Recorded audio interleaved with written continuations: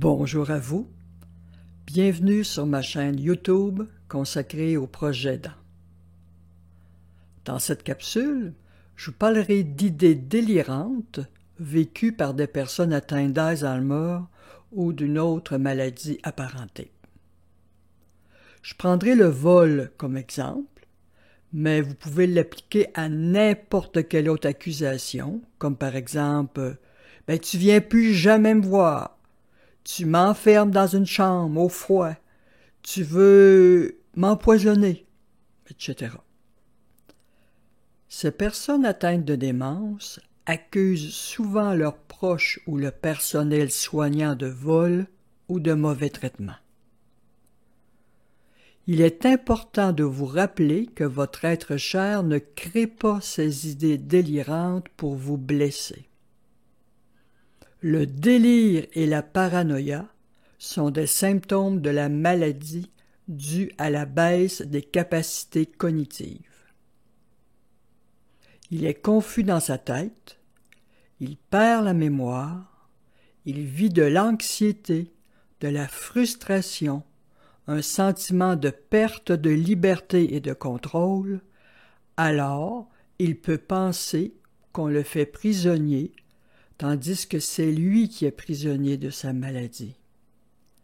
Et c'est plus facile d'accuser quelqu'un de vol s'il ne trouve pas un objet, plutôt que d'admettre qu'il ne le trouve pas. Il essaie de donner un sens à sa réalité, et il le fait du mieux qu'il le peut. Ces accusations peuvent être très blessantes, mais il est important de vous rappeler qu'il ne s'agit pas d'attaques personnelles contre vous. Alors essayez de rester calme et de rassurer la personne en prenant un recul émotionnel.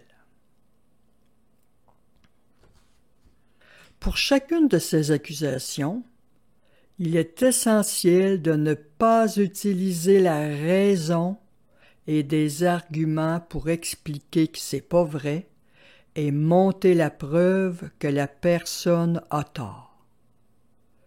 Comme par exemple de lui expliquer que personne n'a volé son portefeuille et que, comme la dernière fois, elle l'a simplement égaré et elle ne se souvient plus de l'endroit où elle l'a déposé. Discuter avec cette personne ne fait qu'augmenter sa colère et elle cherche à se défendre, car pour elle, la situation est bien réelle.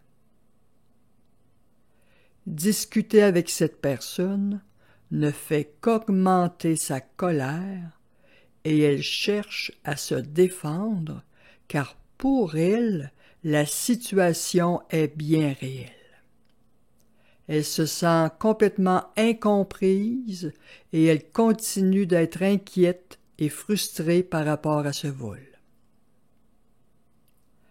Avec les dommages neurocognitifs de son cerveau, elle n'est plus capable d'avoir une pensée raisonnée et de comprendre les arguments.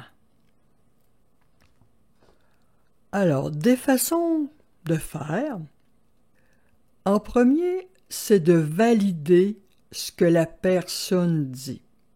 Comme par exemple, « Ah oui, vous trouvez plus votre portefeuille » en utilisant un ton doux et calme, ce qui pourra l'aider à s'apaiser. Le toucher enveloppant peut aussi la rassurer. Par la suite, reconnaître les émotions qu'elle vit par rapport à ce vol. Comme par exemple, vous pouvez lui dire « Vous devez être fâchée et inquiète. Hein? » Ainsi, vous lui exprimez que vous comprenez ce qu'elle ressent. Il sera plus facile de la calmer et de la distraire si elle se sent d'abord entendue et validée. Par la suite, apaiser son angoisse, sa détresse, en cherchant avec elle l'objet volé. La personne sent alors votre collaboration à résoudre la situation. cherchez le portefeuille avec elle un certain temps.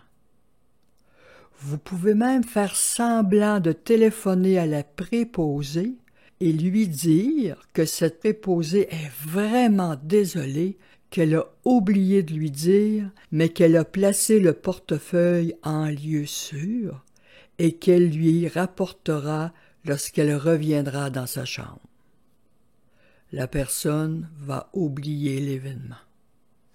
Et finalement, amenez-la vers une autre activité qui l'intéresse et la distrait. C'est la meilleure façon de l'empêcher d'être obsédé par son accusation. Des cas de véritables abus peuvent exister, alors vous pouvez enquêter en cas de soupçon. Elle pourrait possiblement être une victime.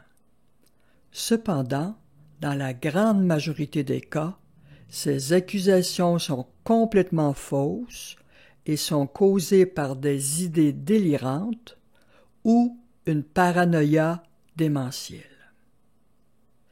Et si personnellement vous restez blessé avec ces accusations qui ne sont pas faciles à assumer, vous pouvez vous joindre à un groupe de soutien, en personne ou sur le web. Vous serez soulagé d'apprendre que vous n'êtes pas la seule personne à qui ça arrive. Voilà. Sur ce, je vous dis à bientôt dans une autre capsule, en espérant que les informations contenues dans mes vidéos puissent vous aider et vous éclairer dans votre parcours de personne proche aidante.